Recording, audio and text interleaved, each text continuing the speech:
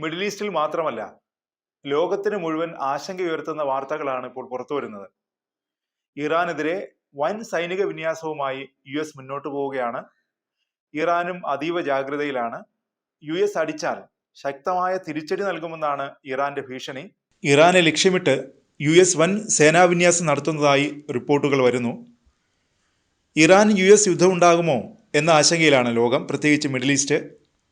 വിമാന അന്തർവാഹിനി കപ്പൽ ഉൾപ്പെടെയുള്ള വൻ സൈനിക വ്യൂഹത്തെയാണ് മേഖലയിൽ US വിന്യസിച്ചിരിക്കുന്നത്.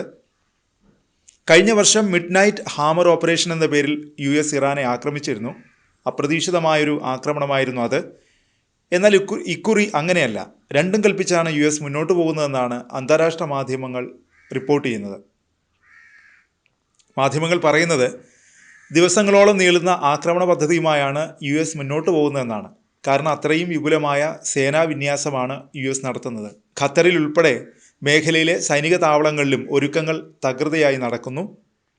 ചില അന്താരാഷ്ട്ര മാധ്യമങ്ങൾ റിപ്പോർട്ട് ചെയ്യുന്നത് ആക്രമണത്തിന് ഇനി ട്രംപിൻ്റെ ഓർഡർ മാത്രം ലഭിച്ചാൽ മതിയെന്നാണ്. US സൈനിക വൃത്തങ്ങളെ ഉദ്ധരിച്ചാണ് മാധ്യമങ്ങൾ ഇക്കാര്യം റിപ്പോർട്ട് ചെയ്യുന്നത്. അതിനിടെ ഇറാനുമായുള്ള സമാധാന ചർച്ചകൾ തുടരുമെന്നും US പറയുന്നുണ്ട്. രണ്ടാം ഘട്ട സമാധാന ചർച്ചകൾ ജനീവയിൽ നടക്കും. ഒമാന്റെ മധ്യസ്ഥതയിൽ 17-നാണ് ചർച്ച. ആണവ പരീക്ഷണങ്ങൾ ഇറാൻ പൂർണ്ണമായി നിർത്തണമെന്നാണ് USന്റെ ആവശ്യം. ഇതിന് ഇറാൻ തയ്യാറായില്ലെങ്കിൽ സൈനിക നടപടികളുമായി മുന്നോട്ടു പോകുമെന്നാണ് USന്റെ ഭീഷണി. എന്നാൽ ഇതിന് ഒരുക്കമല്ലെന്നാണ് ഇറാന്റെ നിലപാട്. ആണവ മിസൈൽ പദ്ധതികൾ നിർത്തിവെച്ച് സമാധാനത്തിനില്ലെന്ന ഉറച്ച നിലപാടിലാണ് ഇറാനും. ആക്രമിച്ചാൽ USന്റെ മിഡിൽ ഈസ്റ്റിലെ സൈനിക കേന്ദ്രങ്ങളിൽ ശക്തമായി തിരിച്ചടിക്കുമെന്നും ഇറാൻ പറയുന്നു. ഇറാൻ പറയുന്നത് വെറുതെ അല്ലെന്ന് USനും അറിയാം. കാരണം കഴിഞ്ഞ വർഷം US ഇറാനിലെ ആണവ നിലയങ്ങൾ ലക്ഷ്യമിട്ട് നടത്തിയ ആക്രമണങ്ങൾക്ക് പിന്നാലെ USന്റെ മിഡിൽ ഈസ്റ്റിലെ ഏറ്റവും വലിയ സേനാ താവളമായ അൽ ഉദൈദ് ലക്ഷ്യമിട്ട് ഇറാൻ ആക്രമണം നടത്തിയിരുന്നു. അങ്ങനെ സംഭവിച്ചാൽ മിഡിൽ ഈസ്റ്റ് മുഴുവൻ യുദ്ധം വ്യാപിക്കും. മേഖലയെ മാത്രമല്ല, ലോകത്തെ മുഴുവൻ അത് ബാധിക്കുകയും ചെയ്യും.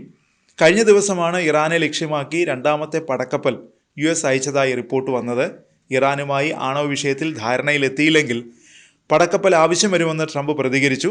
ധാരണയിലെത്തിയാൽ പിൻവലിക്കാമല്ലോ എന്നും ട്രംപ് പറഞ്ഞു. ലോകത്തിലെ ഏറ്റവും വലിയ വിമാനവാഹിനി കപ്പലായ ജെറാൾഡ് R. ഫോർഡാണ് പുതിയതായി അയക്കുന്നത്. നേരത്തെ എബ്രഹാം ലിങ്കൺ എന്ന കപ്പലിനെ പശ്ചിമേഷ്യയിലേക്ക് അയച്ചിരുന്നു. വെനസ്വേലയുടെ പ്രസിഡന്റ് മഡുറോയെ പിടികൂടിയ ദൗത്യത്തിൻ്റെ ഭാഗമായിരുന്ന അതേ കപ്പലാണ് ജെറാൾഡ് R. ഫോർഡ്. 60 യുദ്ധവിമാനങ്ങൾ ഉൾപ്പെടെ 75 വിമാനങ്ങളെ വരെ വഹിക്കാൻ ഈ കപ്പലിന് കഴിയും.